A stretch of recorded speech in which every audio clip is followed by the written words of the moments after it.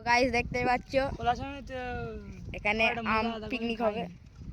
দেখলি আর কি নাম লাগে পুরো আটা আটা। তো এখানে আরেকটা ব্লগার দাঁড়িয়ে আছে। ব্লগারের উপরে ব্লগার রোমান কেরম করে আম দিল ওই দে সাওয়ালের